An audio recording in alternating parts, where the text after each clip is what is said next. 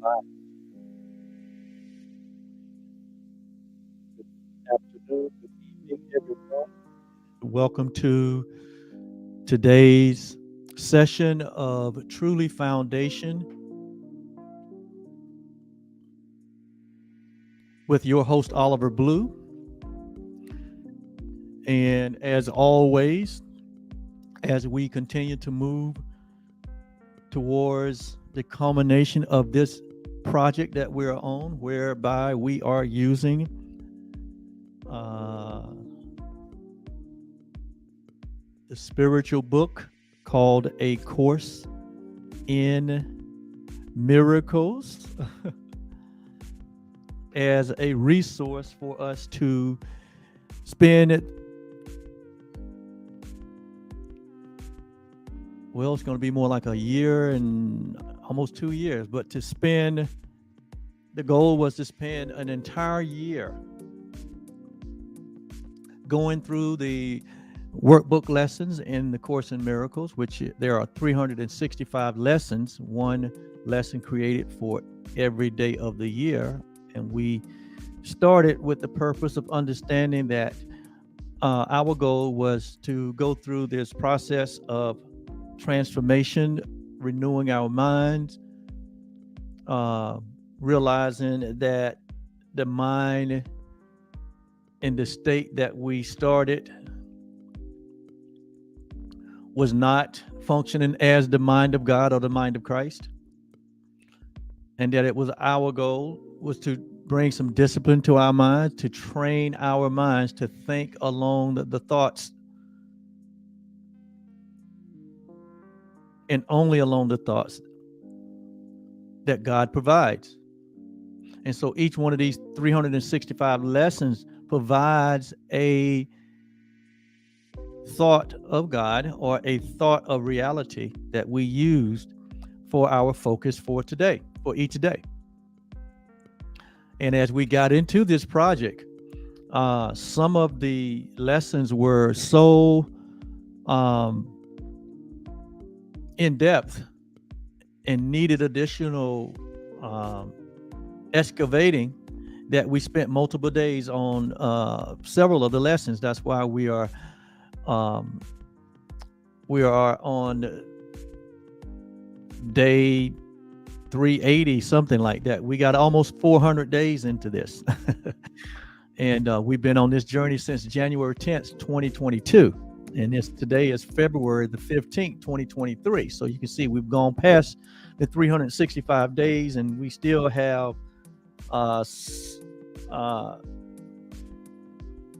70 some lessons to get through till we get to the end. But that's okay. We're not in a hurry. We have achieved and continue to achieve this place of peace, this place of calmness of mind, as we have spent each day being committed to the healing of the mind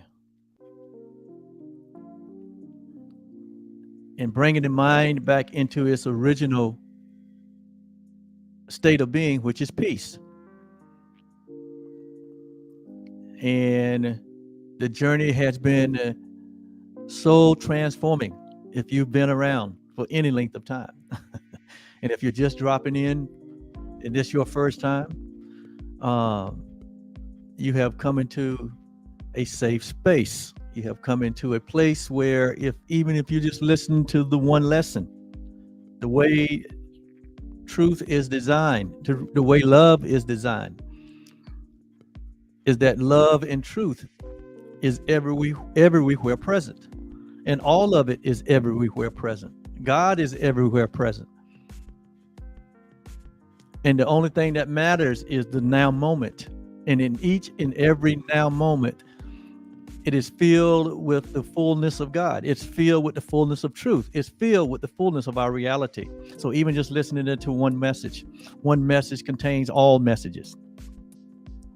That's like if you would go and take a cup and you would dip that cup into the ocean and take out a cup full of the ocean waters. Contained within that cup is all that is contained in the ocean, in the sense that the nature of the ocean is in it's in every scoop of the cup. The nature doesn't change. The nature doesn't divide. The nature is not altered because we decide to share in just what seemed to be a small amount of it, or a small part of it. All of it is within the cup. And so likewise, we are a creation of God. All of us, all humanity, all living things. It's a creation of God. And within all that God created is all of God, not a piece of God, not a portion of God, but all that is in any experience. All of it is there. It's just a matter of having the mind decide on how much of this love, how much of this life, how much of this awareness, how much of this consciousness do we want to experience. That's a decision that we make every day.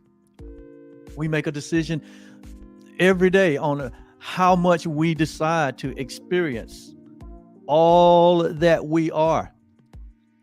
And we have come to understand that our nature is infinite. Our nature is eternal. Our nature is the truth. Our nature is knowledge. That our nature is unalterable and is changeless. That what God created from the very beginning and called the I am, He placed within that I am all that God is, placed within the creation. He just merely extended itself.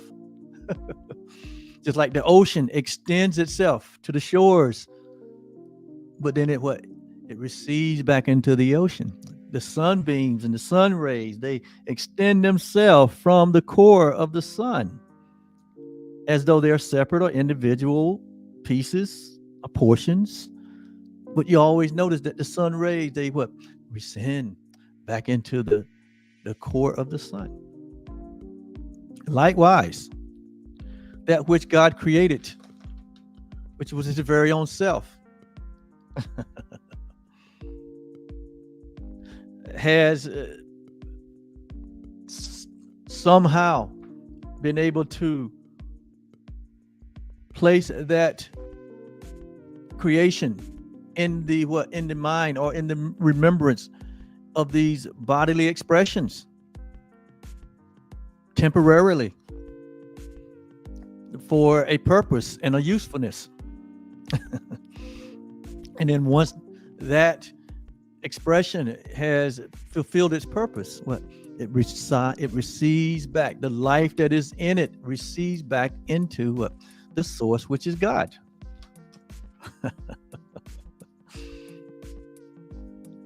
And so we are just so happy and grateful that we started this journey, that we're still on this journey, and that we've come to understand that this is only the beginning. There's no end to this journey. We have always been on this upward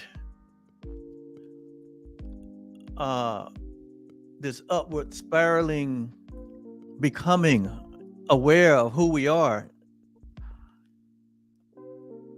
from the very beginning, which you cannot find a point of beginning, and neither will you find a point of ending. And I think we're going to deal with all the sights and the sounds and the images and the false ideas that would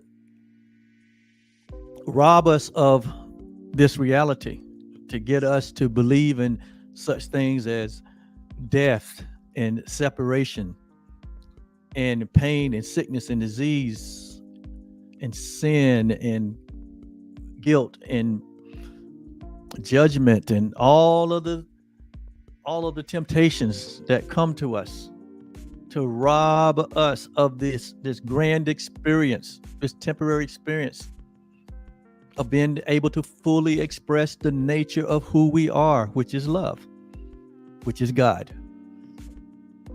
And so today we're going to be looking at workbook lesson 294 out of the workbook session for students of A Course in Miracles. That's our lesson for today. And our lesson contains a central idea or a central thought. And the central idea that we're going to look at today is stated this way. It says, my body is a wholly neutral thing. Notice what it didn't say. Let's notice what it didn't say. It didn't say that my body is who I am. It did not say that my body is me. It did not say that my body is a creation of God. It just said that my body is a wholly neutral thing. It's a neutral thing. So here it refers to the body as a neutral thing, right? We know that God is not a neutral thing. God is not in neutral. You know, when something is in neutral, like your car, if you put your car in neutral, that means what? It ain't going forward nor backwards. And we know that God is not a neutral thing, because God, first of all, doesn't go backwards, right? Because there's nothing behind. There's no past. And we know that God is not something that has no life. You know, you think of a neutral thing as what? It has no energy of its own. There's no movement. There's no expression. There's no life. There's no radiant beauty if something is neutral. It has no idea. It has no thought. And so we know that that's not the nature of God. The nature of God is love. The nature of God is infinity, eternity. The nature of God is life. The nature of God is expansion and extension. The nature of God is expression. The nature of God is expressing its nature, which is always about what? The more, because it's an endless reality. And so we know God's not a wholly neutral thing. But God is this ever increasing, ever expressing, ever expanding, boundless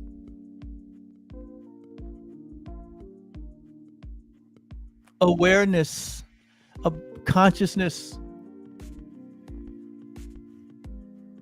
of love and beauty. And so here it says that the body is a neutral thing. So if God created, or in creation, when God created, and what God created was his very own self, and he called himself the I Am. And when God created the I Am, it was created as a formless and a timeless creation, because that's what God is. God is formless and God is timeless. But it has this tremendous amount of energy, I guess you could say, that has the endless ability to do whatever it thinks, to do whatever it desires, to become in whatever way it wants to express itself. And so here, as the Course refers to the body as a neutral thing, what is really telling us right here says it's a wholly neutral thing, and that the whole body itself is neutral. Meaning,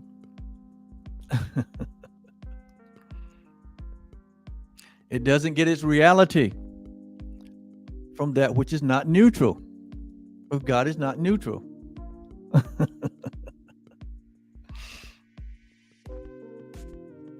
God is. That means that God is now, God is present, God is alive, God is always alive, God is always shining, God is always extending and expressing, God is always encompassing all things. God is beyond any boundaries or any limitation. And so therefore God can only create like himself. And so when we look at these bodies and know that the nature of these bodies is that they have a birth date and an expiration date. So that means that these bodies are not a creation of God, in the sense that God can't create something that is unlike himself. And the Course bears this out all the way through. And that's why if you look at some of the traditional religion, they say that the body is related to the Son of Man, right? Meaning what man made. It takes mankind to produce these temporary bodies.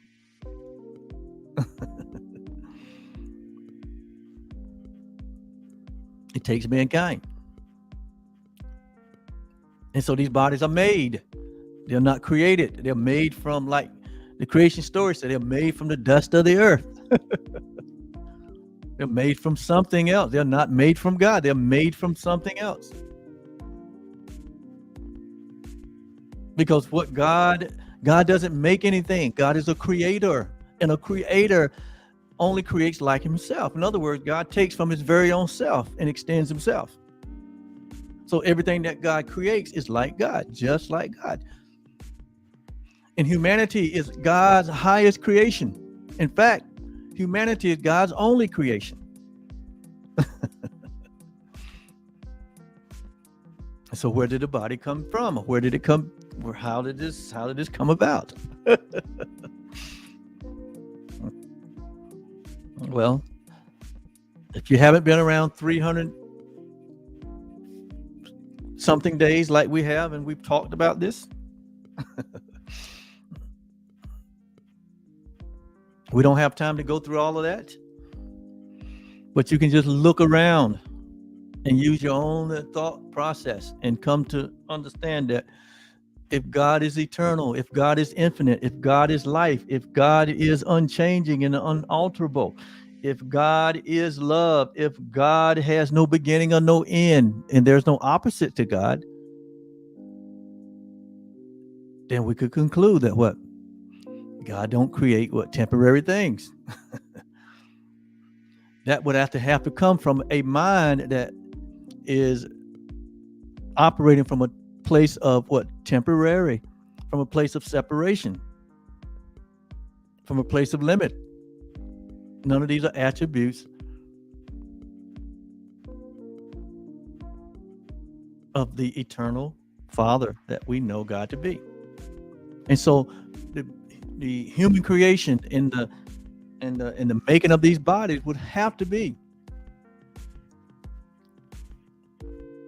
an idea of mankind to produce something separate and apart, to produce something that has none of the qualities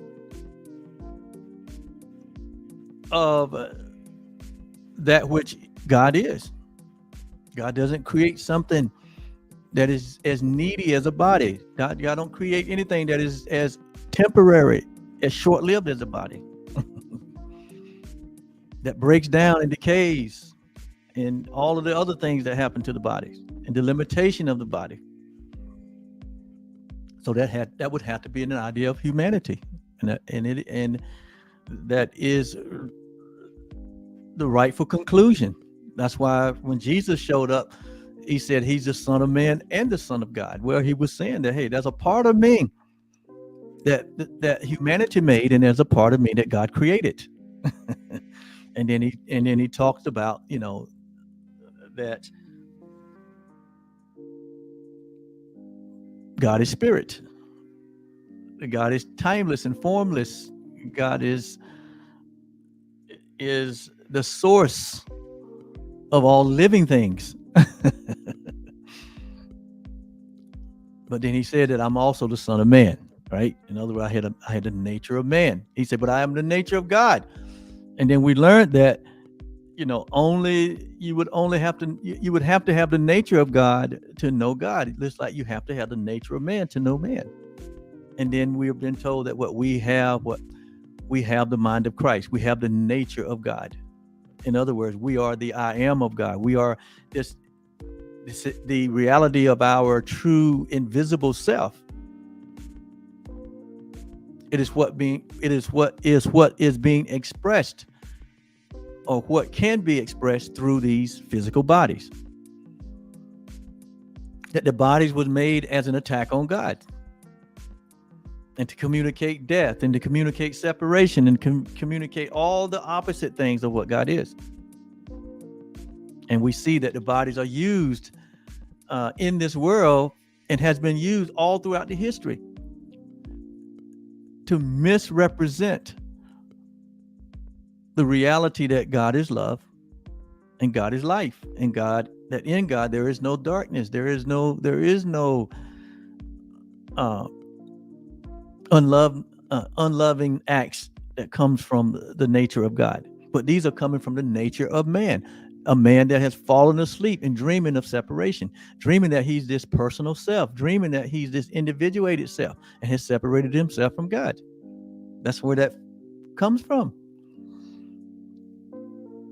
But when one wakes up to the reality of their God self, of their eternal self, of their infinite self, their impersonal self, and self-aware self, once you wake up to the reality of your true identity, that has nothing to do with the body. It has nothing to do with this physical world.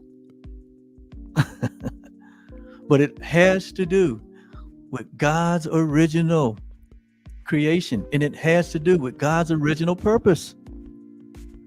When you wake up and embrace and accept that, then we realize that now this body, which is a wholly neutral thing because it has no mind of its own. It was a mind that believed in separation, that made it, and also created the action that it was taking, and the demonstration that it was used for, to create this message of a false idea about who humanity is and who God is. And now that one has awakened and know and understand the reality that they are a creation of God, and know that now they have this body that they are able to now utilize for the purpose of God, to communicate to other bodies that are still operating from a mind of separation, operating from a mind of sin consciousness, guilt, and fear, and using the body as an attack on love. That we now can be the very hands and feet and arms and legs and eyes and toes and everything to represent ourselves as the creation of God, as the light of the world. And so my body, your body, all bodies are wholly neutral things. They don't make decisions. They're just instruments of communication. Your body doesn't make any decision. There's a decision-making part of your mind that is making the decision. And that mind is either making a decision from love, or it's making a decision from sin consciousness, guilt, and fear. And then the body just is the means by which it carries out the ideas or the thoughts that the mind tells it to. So the body ultimately, like I said, it's neutral. It has no mind of its own. It only does what the mind tells it. So what needs healing is the mind and not the body. What needs healing is the mind and not the body. The reason the body is not functioning properly, or the reason the mind take on an expression of sickness or disease or limitation or malfunction, is because of the ideas and the thoughts that's in the mind that is influencing that body. The mind that is awake to its reality thinks only love.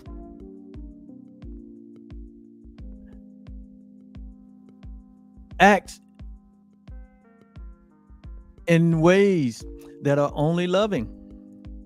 Understanding that the reality is that there's only one mind, there's only one God, there's only one of us, there's only one creation of God.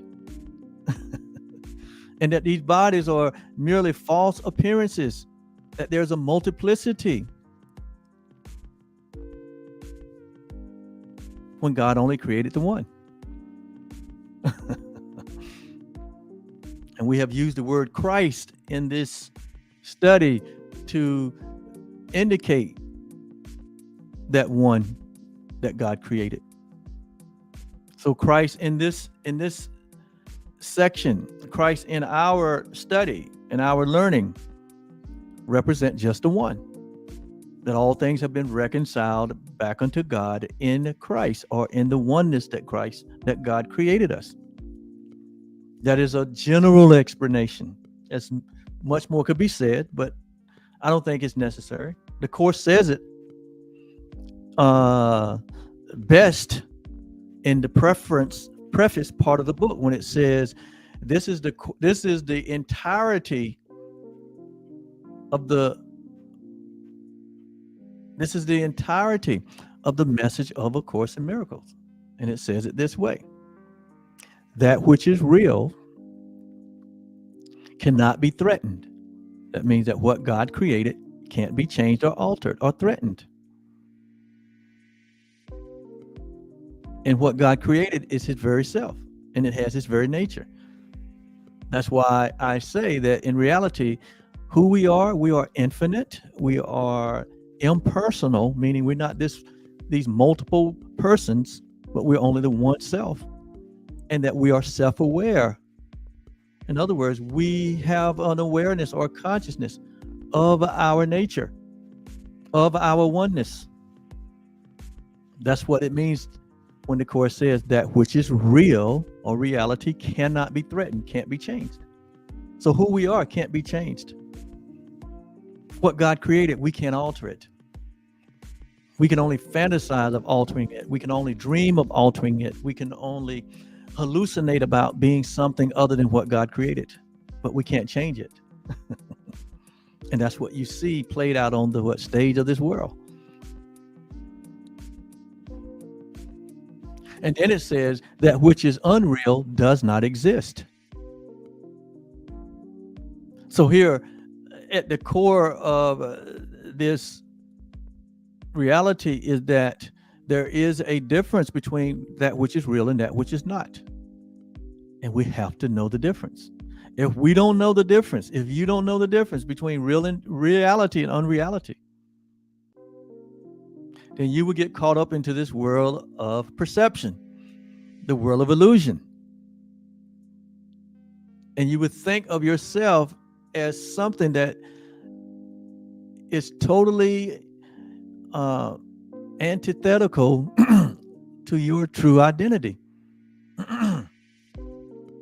And you would perceive accordingly. And therein you have a world and a history of pain and suffering and birth and death and starvation and destruction, sickness and disease, all kinds of, listen, you've been around long enough. There's all kinds of manifestations in the world that are not loving, that you wonder who would make something like this and allow it to turn out to be this, and for someone to go through this. Well, God is not the author of that. That is the effects of a mind that has gone prodigal, a mind that has turned away from its own nature and created a nature that is totally opposite than its reality. And that is the mind that needs to be healed. That is the mind that needs to be transformed. That is the mind that needs to be renewed. And that's why we're here doing this.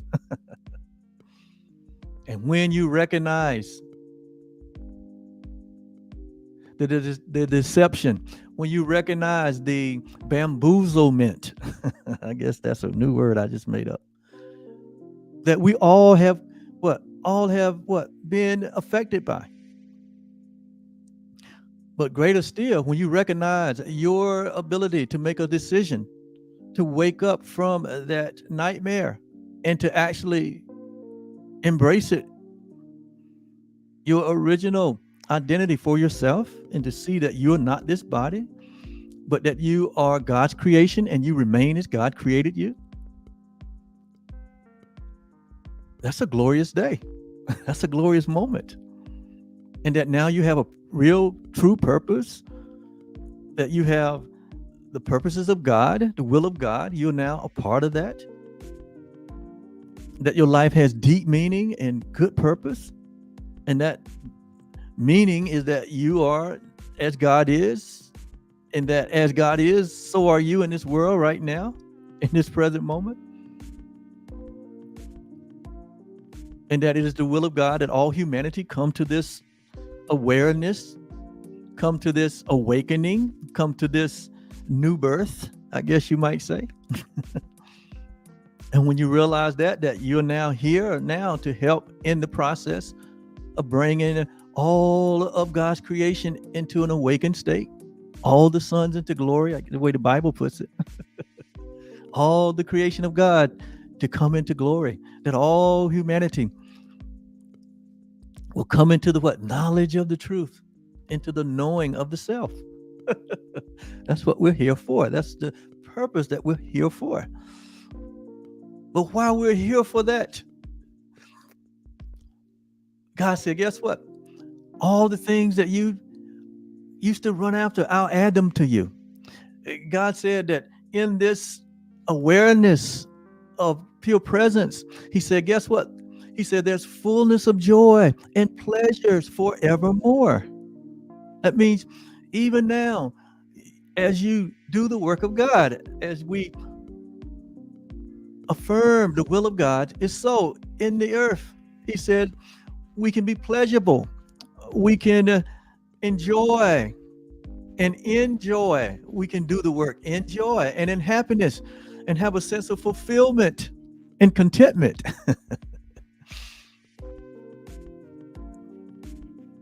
And so we represent ourselves. When you wake up, you're representing yourself as what? As the creation of God. Not as a body, but as a Christ who now has a usefulness for the body that we thought we were. And that is for that body now to become a light to the world, for that body to become a place of love, for that body to become a place where love is extended to everyone.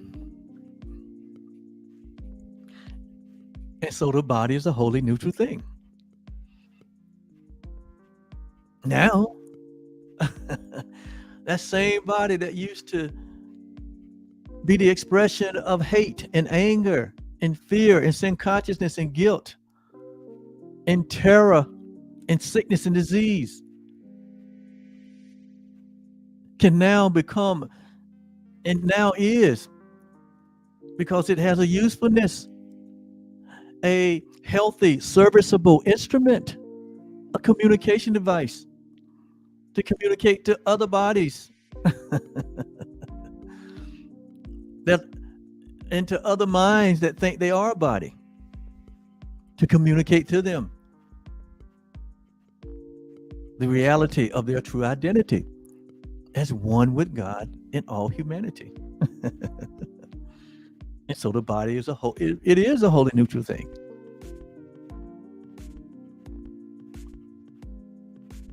It's like the earth. The earth is a wholly neutral thing. Remember, the body came from the earth. So if the body's a wholly neutral thing, that means that the earth is a wholly neutral thing. And we know that's the case because you can take any kind of seed and throw it into the earth, plant it into the earth. The body don't care. I mean, the earth don't care. It will grow it. It will grow whatever is planted, good or bad, legal or illegal. Why? Because the earth is a wholly neutral thing. It has no mind of its own. Likewise, your body is a wholly neutral thing. It has no mind of its own. It's a matter of whether it's being what? Influenced by the mind of Christ, or is it being influenced by an ego mind or an ego thought system, which is the competitive mind, versus the mind of Christ, which is a creative mind, where the mind of Christ, it creates or recreates that which is already present. It remanufactures the love that's already here. It remanufactures the peace and the joy that's already here. It's creative. And it has access to all the infinite intelligence. Whereas the competitive mind, it is controlled by and belief in separation. That's why it's what? In the competitive mind, it's what? Somebody's got to win, somebody's got to lose. Like the Course said, it is kill or be killed. Everything is separate, everything is divided, everything is an enemy. That is the competitive mind. That is the ego mind. That is the mind that we all gravitated to, believing that we were, these bodies. But when you wake up to the glorious knowledge, what the Corinthians calls it, this knowledge, this knowledge of the truth. When this knowledge shines in our hearts of who we are and we embrace it, and everything changes. And so, my body is a wholly neutral thing. We are a creation of God. We're not a creation of our parents. The body was made by two other bodies, but they are not a creation of God. That thought might be startling, but stick with me. We are a creation of God. God is timeless. God is formless. God can only create like himself. So in reality, you are timeless and formless. So that body that you are aware of is not who you are. It's a wholly neutral thing that can be used by what God created to express the love that God is in this three-dimensional world. So if we are a creation of God, and we are, and can we be another thing as well? If we are a creation of God, can we be another thing as well? Can we be a two-headed thing? Is what it's asking. Can we be? Jesus said it this way: you cannot serve two masters. You can't be a creation of God and something else. No, either you're a creation of God and nothing else, or you're not. And so he says, and can we be another thing as well? Did God create the mortal and the corruptible? What is mortal and what is corruptible? The body is. Did God create that? That's the question that is asking. It's really a rhetorical question. No, because God is not corruptible, nor is God what? nor is God immortal. God is eternal. God is infinite. God is everlasting. God is life, and life more abundantly. And so that which God created is likened to himself. And God created you and me, not as bodies, but as immortal, incorruptible, infinite, eternal beings. And that is who we are. Can we be something else? No, we cannot.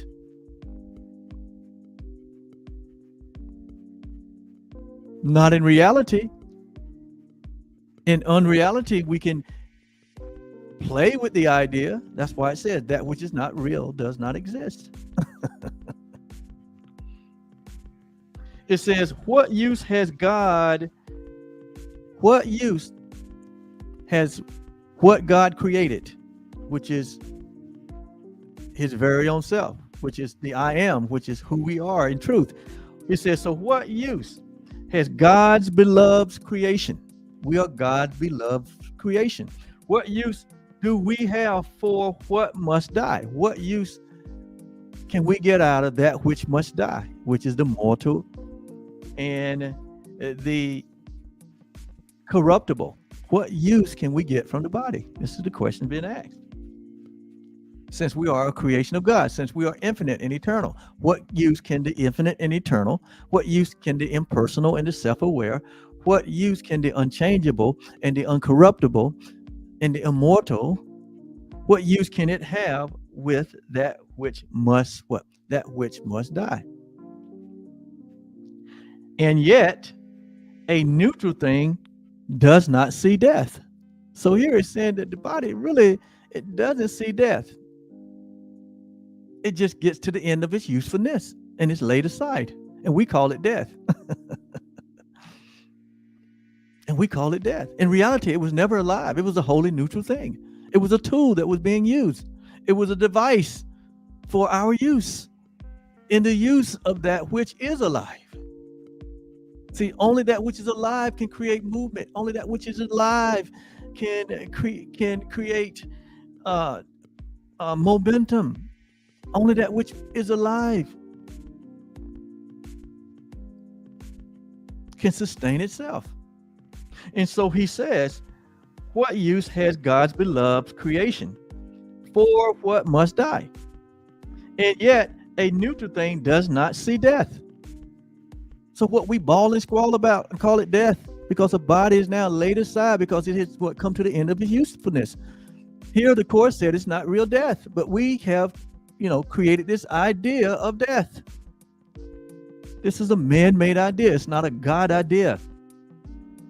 When the body comes to the end of its usefulness, it is laid aside. Why? Because it has no more use.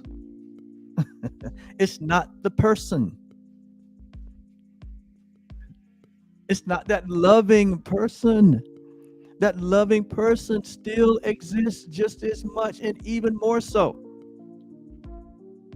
than he was expressed through the body, or she was expressing through that body.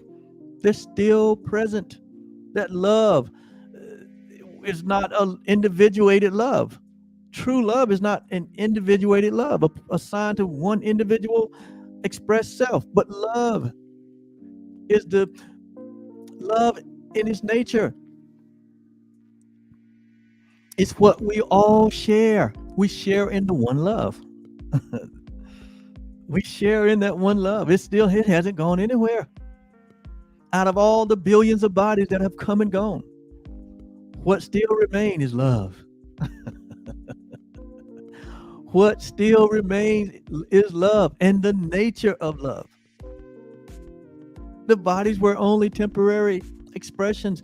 They were only temporary tools that were used to express love through. But the love hasn't gone anywhere. That person, that friend, that relative, that animal, that pet, that, even who we thought was enemies, they haven't gone anywhere. The love is still here. The body was at the end of its usefulness and it was laid aside. It's not the person.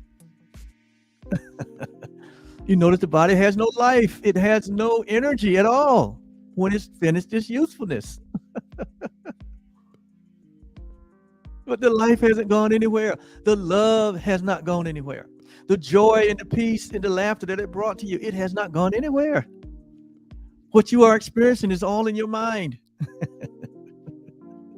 And I know that might sound a little harsh, but it's the truth. And it's the truth that will set you free. It is the truth that will get you unstuck from a belief in limitation and separation and death and sin and guilt and sickness and disease. The body is wholly neutral.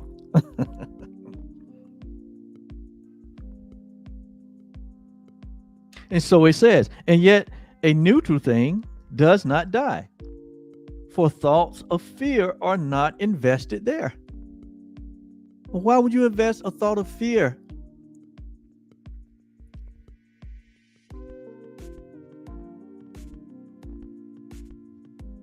Why would you invest a thought of fear into nothing or into something that is neutral? There's no need to fear something that is neutral. It has no life of its own. It says, nor is a mockery of love bestowed upon it. Why would you mock love for a wholly neutral thing? Why you say love is dead? A love has ended to something that is neutral. Why would you? I mean, that would be like, if when someone expires, their body expires, you would say, oh, there's no more air. They're no longer here, so there's no more air. You wouldn't do that, right? You wouldn't say that there's no more love. You wouldn't say that, we fear that. We're afraid of that. That has no life. It would be like you said, I'm afraid of my clothes down in the closet. I'm afraid of my clothes. And your clothes are wholly neutral things.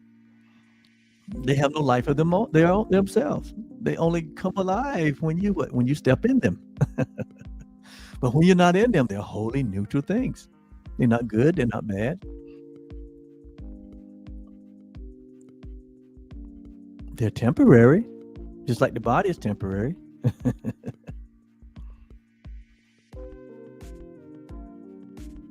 It says, the neutrality of the body protects it while it has use. So when the body is in a state of usefulness, like my body, this body here is in a state of usefulness. I'm using it as a communication device to communicate to other bodies.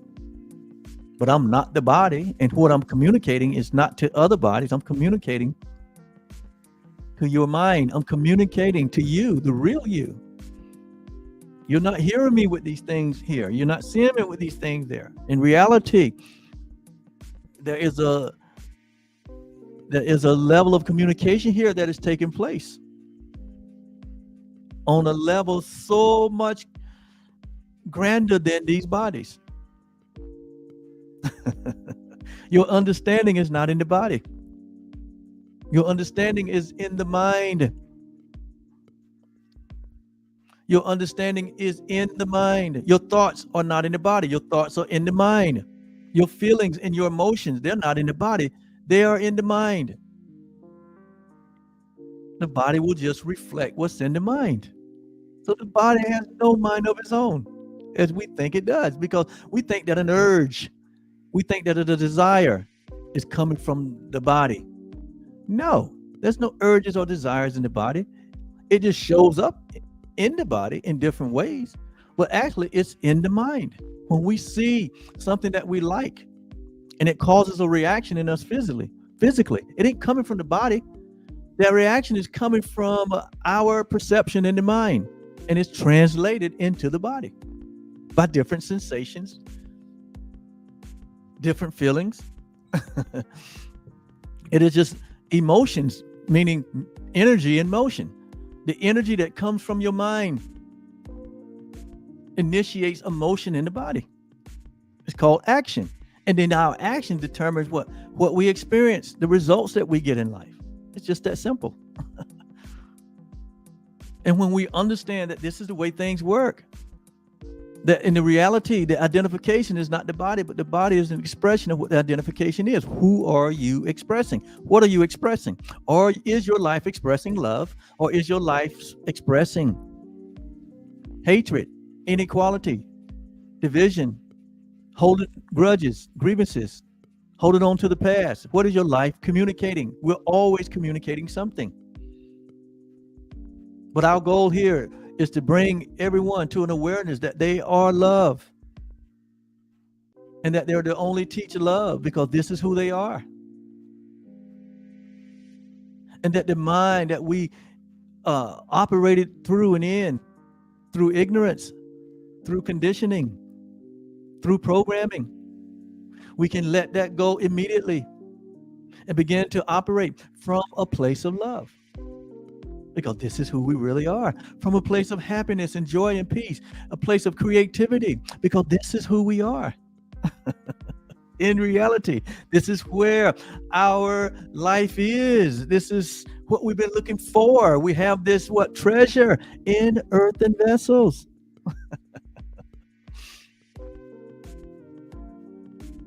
So the neutrality protects it while it is in use. So while we're using our bodies will operate and serve us well, function properly. When the mind is healed, when the mind has totally aligned itself and brought itself into harmony and integrity with the reality of its true identity, then the mind will be at peace. Then the mind will be quiet and calm. And that is what the impulse it will send to the body, and the body will become a healthy, serviceable instrument that will serve us well while we fulfilling our function and our role here in this three-dimensional world. True healing comes from the mind being healed. Real, true healing is of the mind. It's not of the body. It's of the mind. Jesus said that when the mind is healed, it says the body is full of light. And what is light? Represents what? Life. It represents order. It represents function, proper functioning. So in reality, we need to spend more time in the healing of our minds than to try to figure out why the body is not working. It's because the mind is out of alignment. The mind is believing in something that is not. And it's operating from a seeming part of the mind that is in sin consciousness, guilt, and fear. And that's what needs to be healed. And the only way that can be healed is through the truth. And the only truth is that you remain as God created you. Not as a body, but as the very self that God is. And we all share in that one self. And it's here, permeating, penetrating, and fulfilling all the inner spaces of the universe. It's everywhere. The life of God is in everything. The life of God is everything. There is nothing outside of the life of God.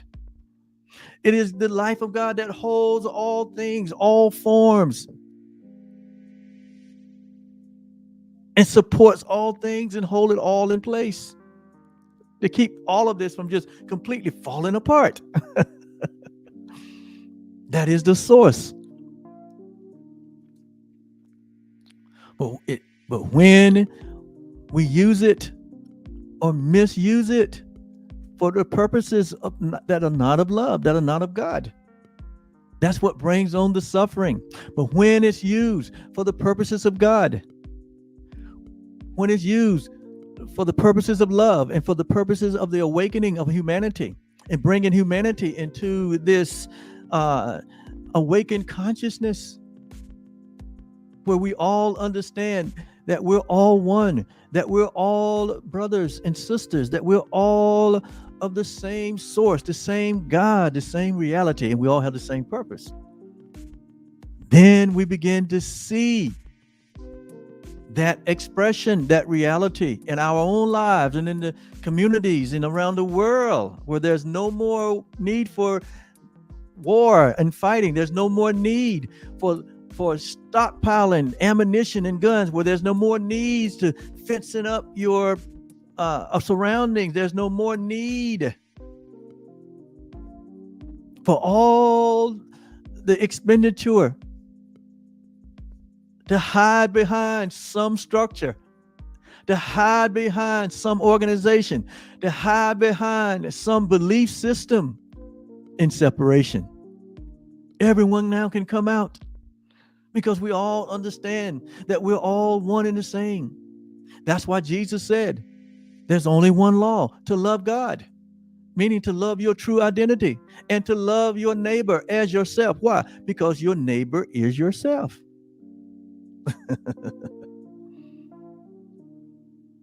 And so its neutrality protects it while it has use.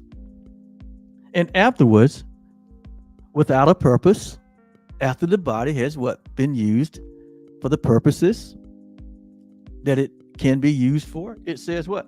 It is laid aside. It's just laid aside. They said that the saints of old, once they have fulfilled their purpose in life, that they would sit down and they said they would give up the ghost, meaning they would lay the body aside. They was done with their work. They're done with their work. And we have to embrace the reality that when one lays his body aside for whatever reason, in whatever form, in whatever situation or circumstance, we have to look at that as a wholly neutral thing, and that they would finish with the work. And we lay it aside. Because we know that all things are working together for the good. All things are working together for the purposes of God. And we know that it is God's purpose that we all come into the knowledge of this truth.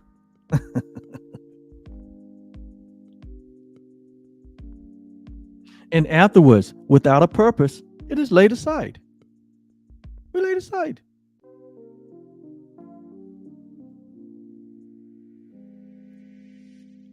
If the expression, if the creation of God is no longer influencing that body, the body has no purpose. That influence is not there anymore, and it has no purpose, so it has no life. You lay it aside. But the love that was there isn't gone anywhere. We just have to raise our awareness to the fact that the love is still here. Maybe not in that expression, but the love is still here. Remember who we are. We are impersonal. We're not personal beings. It's the Son of Man that's personal being. The Son of God are not personal beings. The Son of God is impersonal. The Son of God is infinite. The Son of God is self-aware. It's formless and timeless. This is who you are. This is not who we're used to, but this is who we are because we forgot who we are. Well, I'm here to remind you that truly the real you is love. The real you is God. The real you loves you.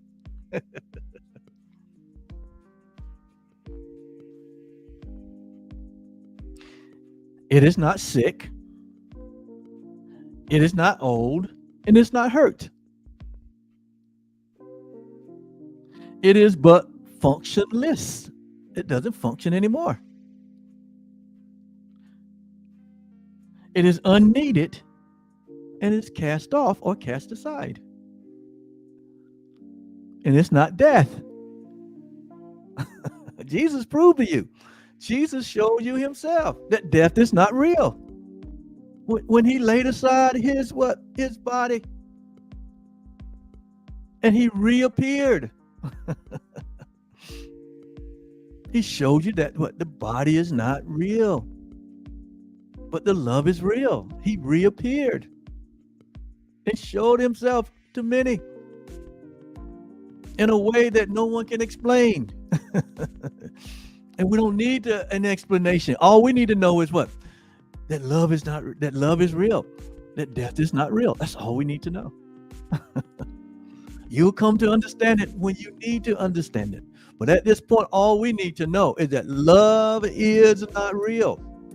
I mean, that death is not real. Love is real. That who we are not bodies, but who we are is real and eternal and infinite and impersonal and self-aware. And we live forever and forever and forever. That's all we need to know. At this moment, because if you needed to know more, you would.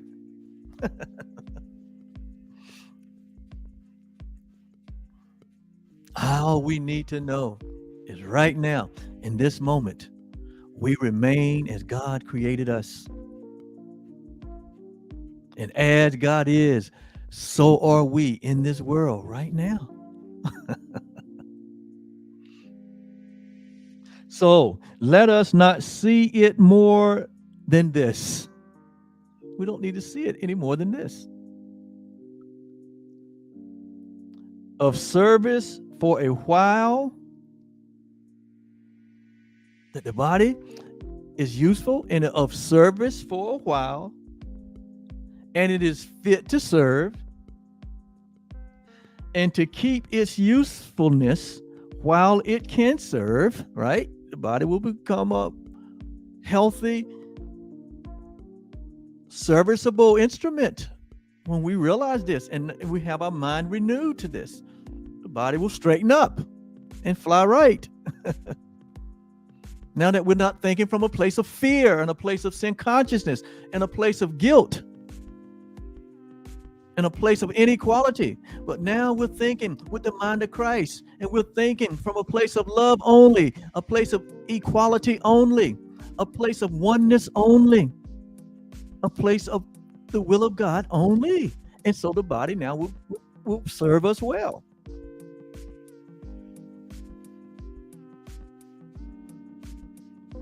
It will serve us for a while, and it is fit for service. And it is kept in usefulness while it can serve. And then it can be replaced for a greater good. It says, then to be replaced. The body is to be replaced for a greater good. That means we're going on to a greater good. We're going on from, like Paul said, from glory to glory. It's not the end of you. The end of the body is not the end of your reality. The end of the body is just the beginning of a new experience. Don't be afraid. Don't be afraid. God got you. This world mind, this world system, it ain't got you. It is trying to put you in a corner and tell you that is the end. And it's not true. So to conclude this lesson, our body, Father, our body cannot be what God created. God doesn't lay aside. God doesn't come to a place of not being useful. So it cannot be who we are. So it says, my body, Father, cannot be your creation. And it's not. You are not the body. It's going to set somebody free today. And what is not created cannot be sinful nor sinless. See, the body is not created. The body was made. The body was made through a mind of separation by two other bodies. And it was made to be a replacement for our reality. And that can never happen. That can never happen. Neither can it be good nor bad. Why? Because the body becomes neutral. The body is neutral. So it's not a good or bad. It's not sinful or sinless.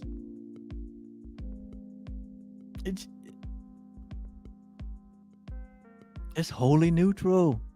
It's only temporary. It's not even real. It really doesn't exist. When you lay it up aside of your reality, this world don't exist. When it's laid next to our reality, it doesn't exist. It's just a temporary experience. And we have to see it for what it is. And we have to let go of the false ideas that we called our own. We have to let go of the conditionings and the programming that cause us to have an upside down orientation about our own identity and about the world at large and about humanity and about our God. This is a course in correction. The Course in Miracle corrects those ideas. So, and what is not created cannot be sinful nor sinless, neither good nor bad. Therefore, let us then use this dream. So here's calling the body only a dream.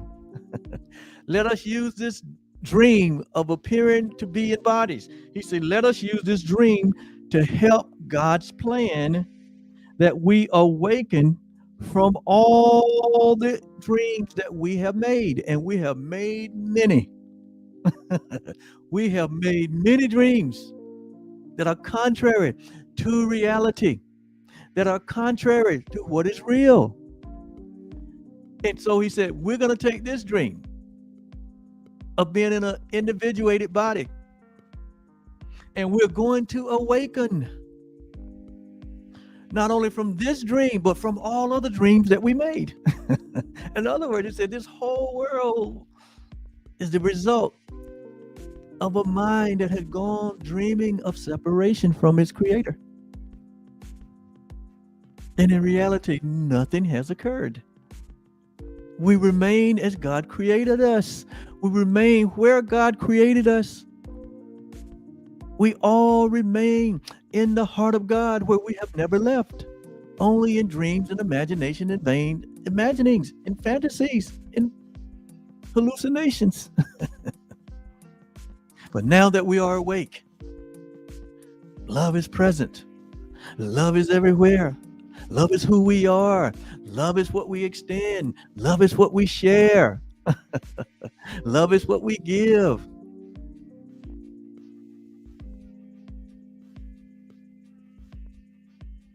And that is not neutral.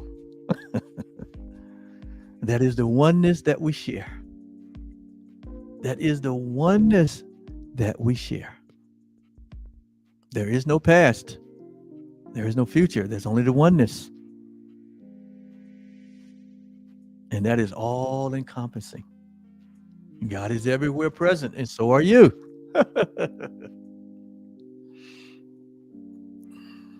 And that is the end of lesson 294. Oh my God, how good, how sweet it is to be loved, to be loved. How sweet it is to be the Christ, the creation of God. That's who you are. And you can take that to the bank. You can take it to the bank. And when you take it to the bank, you realize that you are the bank. You are the bank. You are the prize. You are to the praise of his glory. You are everything, and everything is you. Thank you so much. This has been my pleasure to be your temporary host, guide, teacher, and coach for today. And we'll be back on tomorrow with Workbook Lesson 295. Until then,